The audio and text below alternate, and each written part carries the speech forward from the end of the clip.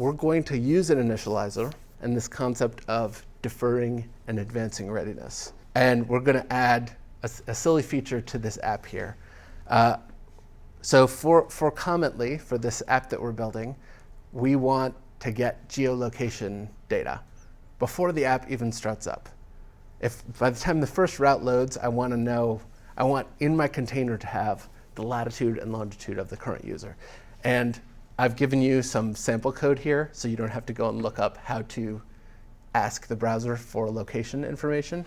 But you can see here that it's asynchronous, right? So you run geo.getCurrentPosition, and then eventually, assuming the user says, yes, I'm OK sharing this data, and then the GPS or whatever it is that resolves and finally results in getting you a coordinate, then your callback function is finally invoked.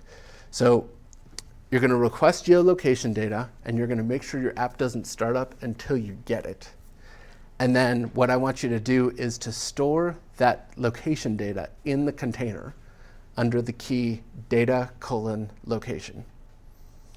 And if you want, you can render this data on the screen, maybe in the nav bar or something, which will require you to go back into the container to get the data, maybe in a route or in a template or in a component or something.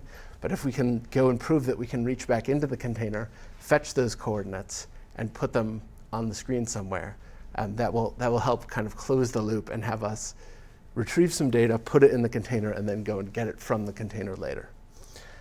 So you're going to use the Ember inspector to debug this. Keep in mind that because we're putting we have a custom type here called data, it's not going to be in that nice little list in the Ember inspector's container tab. You're going to have to go and get the application instance and use _container _ to see that everything is there.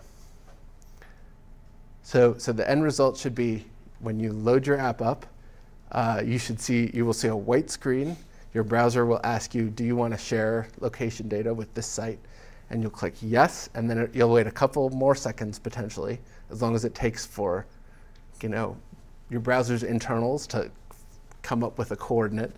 And then when you have that, your app should start up and you should see stuff on the screen.